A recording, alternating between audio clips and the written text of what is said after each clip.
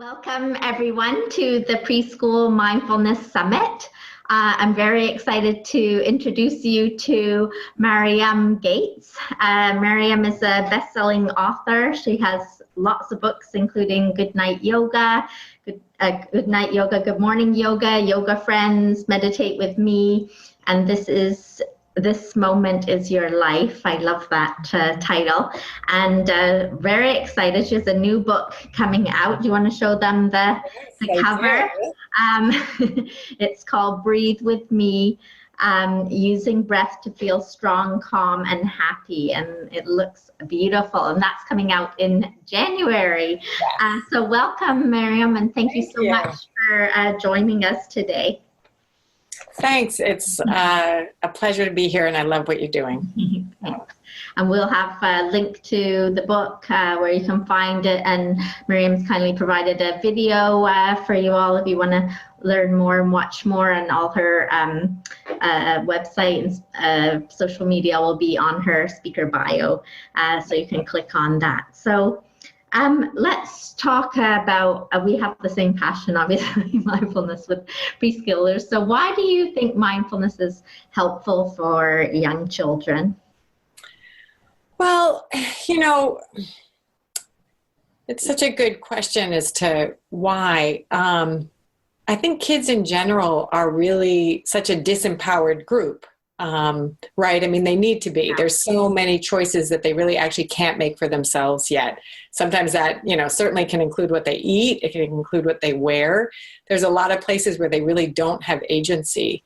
And so to give them ways to ground into what they feel and feel kind of a sense of confidence and a sense of comfort in how they feel and what their reactions are to the moments in their lives is powerful and important, and a way to kind of start that early, because as we know as adults, the sphere of what's in our control and what's not kind of shifts and grows as we grow. And so now we're choosing our own food and we're choosing what we wear, but we're not choosing a lot of the important things that happen around us and affect us emotionally. And so that's happening already for kids, and it will continue to happen, and it's sort of part of the human experience. But the more that we can really give them tools now that say, okay, let me see how I'm feeling. Let me ground into this moment. Let me move kind of literally out of reaction and into a more relaxed state,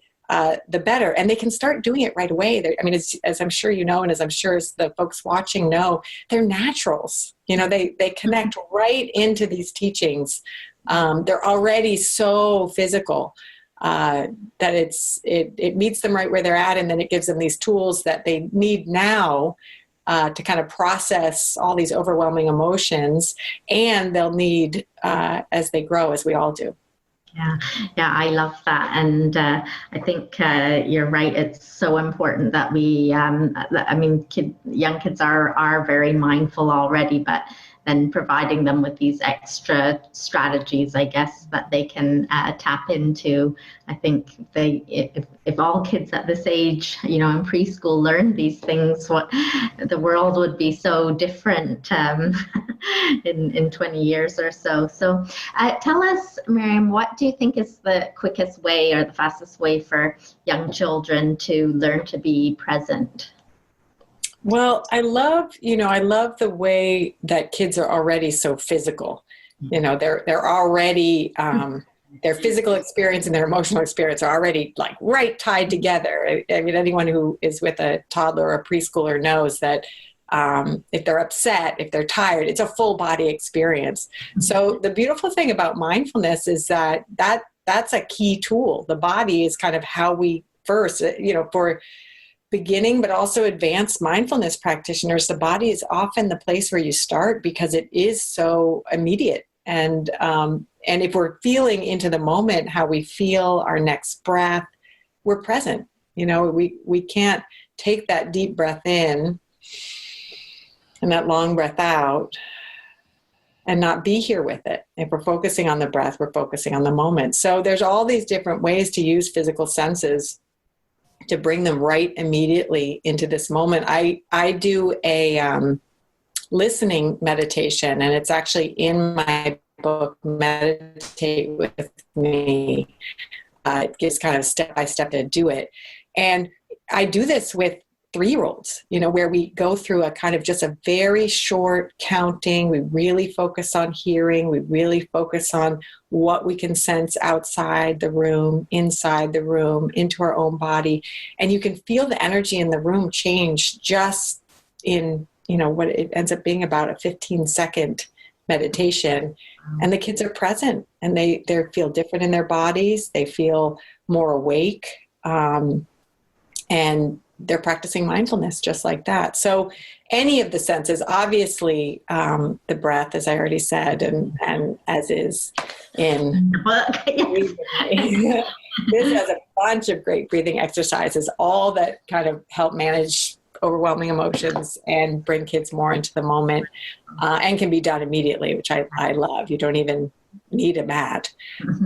But there's so many ways, just noticing in the body. There's a section also in Meditate with Me that talks about what does happy feel like? What does happy feel like in my body? Just helping kids kind of start to understand, what's it feel like to sit in this chair? What does it feel like if I'm feeling sad? Where do I feel it? Where do I feel anger? Is it hotness in my cheeks? Is it a feeling in my chest or tightness in my stomach? And the more that they can start kind of naturally connecting to when they feel a feeling, it isn't just about, I've got to react. I've got to do something, which is how we all feel.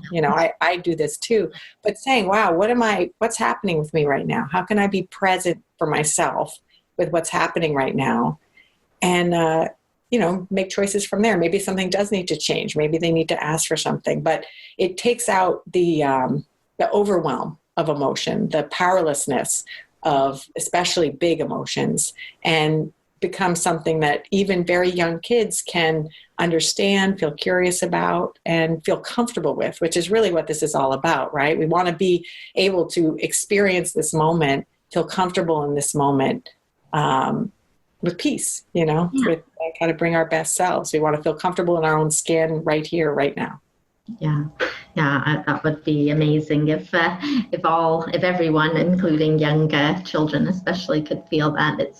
I think we see more and more anxious children, and starting at a younger age. So it's really important, I think, that we can help them with these practices. So what would you say is the best way to kind of encourage the kids once they've learned some of these ideas, like using the breath or the listening meditation, to use them regularly?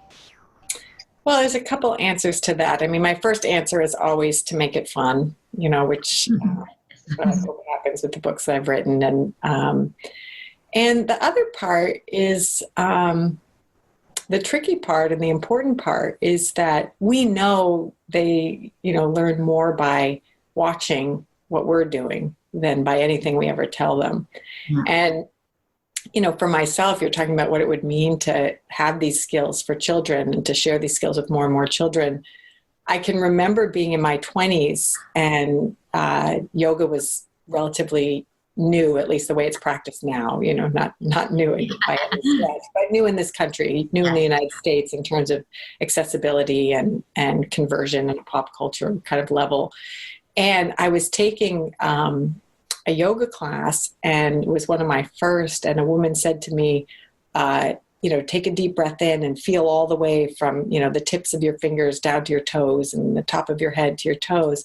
And I remember that feeling of, I could feel my fingers and I could feel my toes, but it was almost like I couldn't feel anything else. I couldn't feel all my body. And there was nothing actually wrong.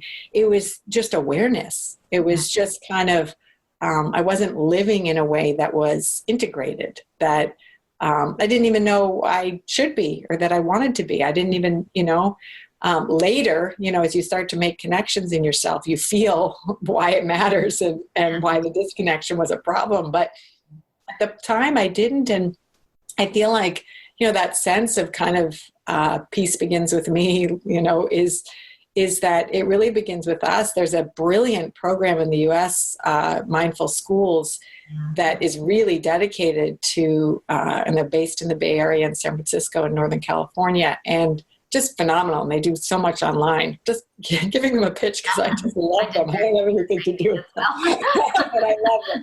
But what's brilliant about what they're doing, and this isn't just true of them, there's other organizations doing this, is that they're very dedicated to mindfulness in schools, but their programs begin with the teacher. It begins with the teacher, and it's like light bulb, we're so focused on how do we get this to our kids? How do we get this to our kids? Because of course, and let it start there. That's a beautiful impulse. But as with a program like Mindful Schools and others, they know they could bring in specialists and experts and give the kids tools, give the kids books, give the kids skills. But if it's not happening in the community, if it's not happening at the teacher level and in the home, if as a parent you aren't sort of also exploring this, it's really hard. I think it really has to be, and I don't do this perfectly, but it has to be that, I notice the temperature of the dishes I'm washing.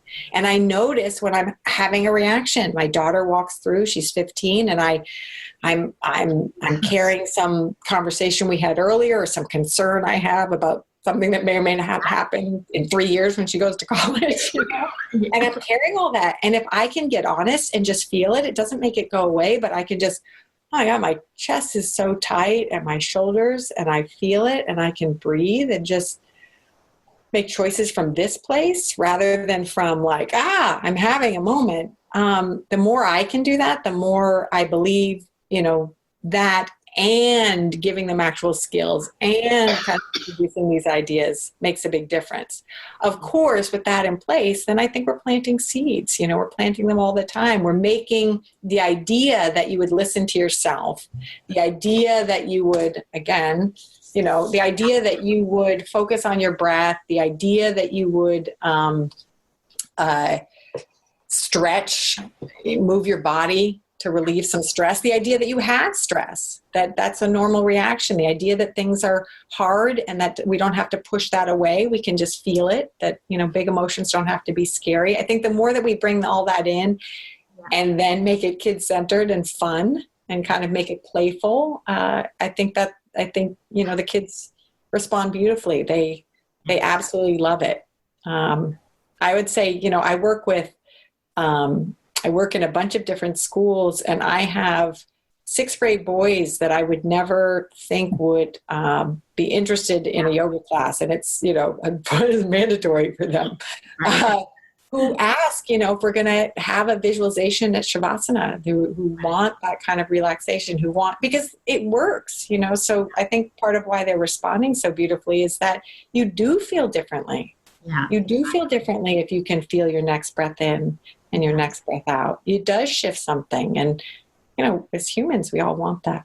Yeah, definitely. And I think what you said is so important, that kids obviously soak in what we're actually doing or how we're being much more than what we tell them to do. So hard, right? It's hard that that's the case, but it is. I have a 15-year-old daughter too. So so it's really important for teachers and I think everyone to develop this practice. I just know how much it's helped me personally. So I'm a big advocate of everyone, finding what works for them and then sharing it. So thanks for saying that. Now, I get asked this question a lot, and you probably do too. Can young children meditate? Yeah, I do, because it's like, because you know your child, or your classroom, and the idea of them sitting still or being quiet is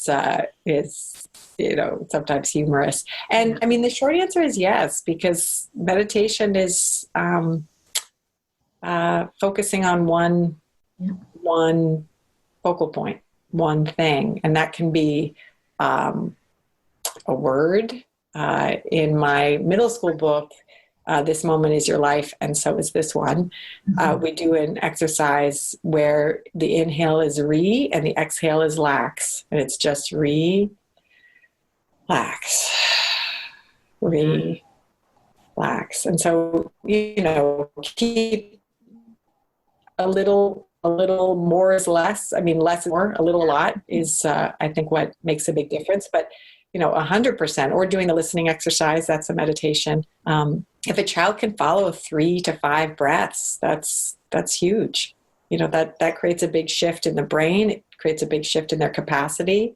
It increases their ability to move out of the fight or flight or freeze and into kind of rest and digest. I mean, the thing that I love about all of this work, with children and with adults, is that it doesn't take much, a little, and you're there.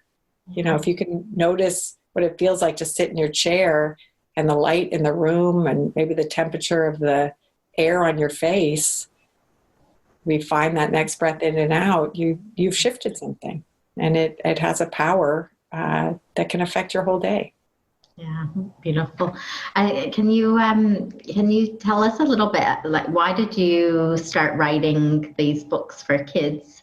What was your background, and what kind of inspired you to? Because you have this whole series now. So how did that all start?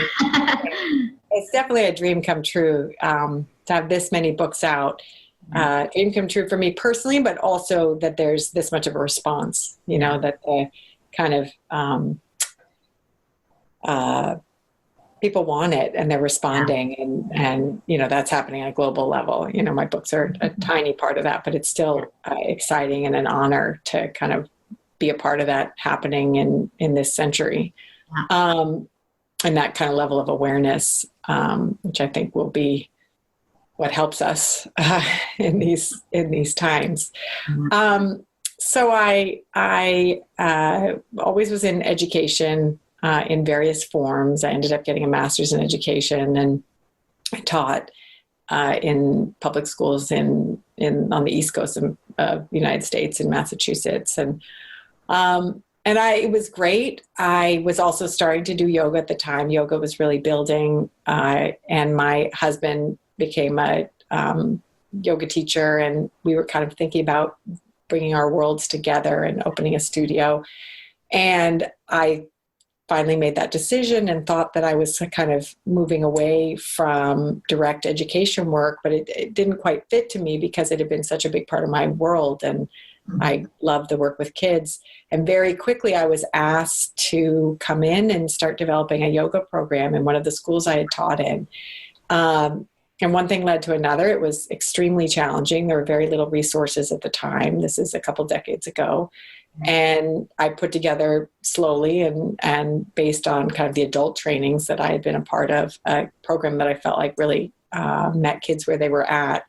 And I started doing that work. And then, after years of doing that and teaching in studios and schools and training teachers, I still felt like, wow, this work can reach the 20 kids, the 30 kids, maybe the 70 teachers if I'm lucky at doing a big training.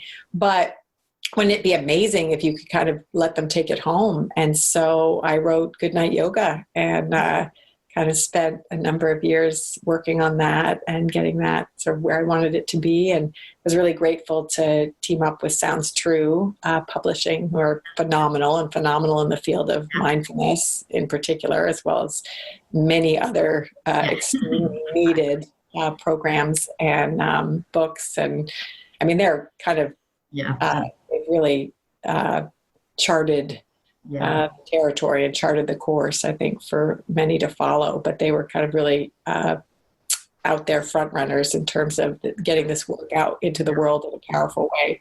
So, it's fantastic to team up with them and start creating the books. And then it's just, the rest is history. It's just been an amazing process. But yeah, I really, it was that kind of practical sense of, it's great that I can do this. How do I bring it to more? How do I do more? So just wonderful that it's been able to be shared with so many people. It's just that I've also always been a writer. So to bring these worlds together is, more than I could have hoped Yeah. for. Yeah. Well, thank you so much for sharing all this practical things, and the book's coming out in January. And we're doing a giveaway. You could get one of these.